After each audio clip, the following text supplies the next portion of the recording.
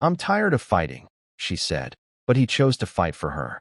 It was raining when Emily sat on the front steps of the little house they used to call home. Her suitcase was by her side, half soaked, and her hands trembled as she clutched her phone. The last text she had typed still sat unsent. "I can't do this anymore." She hadn't sent it. Not yet, but she would. The heaviness in her chest had grown too much to carry. Her heart wasn't broken in one big crack, but chipped slowly, painfully, by 1,000 little moments of being unheard, unseen, and slowly slipping away from the man she once believed in. Inside the house, Noah stood motionless in the hallway, staring at the photograph on the wall, the one from the first time they went to Banff, smiling, carefree, when love had been enough. But lately, it hadn't felt like enough. Work stress, financial burdens, and unspoken resentments had slowly carved a wall between them. Every conversation turned into an argument. Every touch felt like an obligation. And still, she had stayed until now. Emily wiped a tear and finally hit send. "I'm tired of fighting," the message read. "I just can't anymore." Noah read it minutes later. His hands went cold. But instead of falling apart, he walked to the door, barefoot, heart pounding. He knew where she'd be, at the front, like she always went when she needed air. There she was, her figure small beneath the weight of her bags and sorrow. "I got your message," he said, voice low. She looked up, startled, eyes red and puffy. "I didn't want to do this through a text. I didn't know how to say it out loud." "You said enough," he whispered. Then, he took a deep breath. "But I'm not letting you leave like this." Her lips parted to argue, but he gently raised his hand. "Not to stop you," he continued, "but to tell you something I should have said a long time ago." The rain continued to fall, soft and steady like the beating of a wounded heart. "I haven't been easy to love lately," he admitted. "I shut you out, thinking I was protecting us. I let stress, pride, and fear take over, and I made you feel like you were alone in this. But you weren't. I just forgot how to show up. And now I see it. It's not just about being right. It's about holding on when it matters most." Emily's eyes welled again. She looked away, swallowing hard. "Why now, Noah?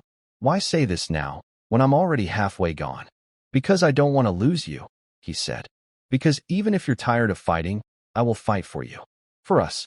Even if I have to do it alone for a while. Because loving you isn't supposed to be easy, but it's always been worth it." She was silent for a long time, listening to the rain, to her own heartbeat, to the voice she had almost forgotten, the one that still loved him. "I don't know if I have the strength to keep doing this," she said honestly. "Then let me carry the weight for now," he replied. "Rest. Breathe. I'll do the fighting. I'll show you I still believe in us." A single tear slipped down her cheek, but this time, it wasn't from pain, it was relief. The kind that comes when someone finally sees you, not just with their eyes, but with their soul. She didn't say yes, and she didn't say no. Instead, she moved her suitcase aside and left a space beside her. He sat down without a word. They didn't talk much that night, but for the first time in months, they were quiet together, not in distance, but in peace. Over the next few weeks, things didn't magically fix themselves. There were still late nights and uncomfortable conversations. But Noah kept his promise. He listened more. He touched her shoulder gently when passing by, just to remind her he was still there. He left notes, short, simple ones. "I made your tea. Hope you slept okay."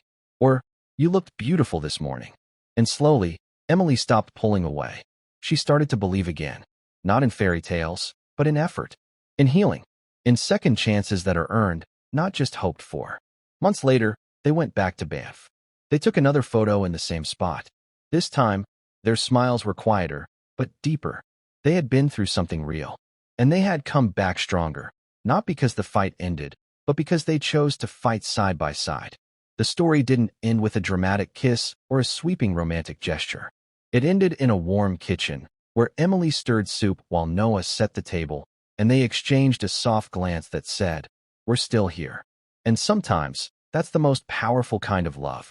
Not the one that never struggles, but the one that chooses to stay, to fight, to rebuild, brick by brick, heart by heart. Because when one person says, "I'm tired of fighting," the other saying, "Then I'll fight for you," can be the beginning of everything healing again.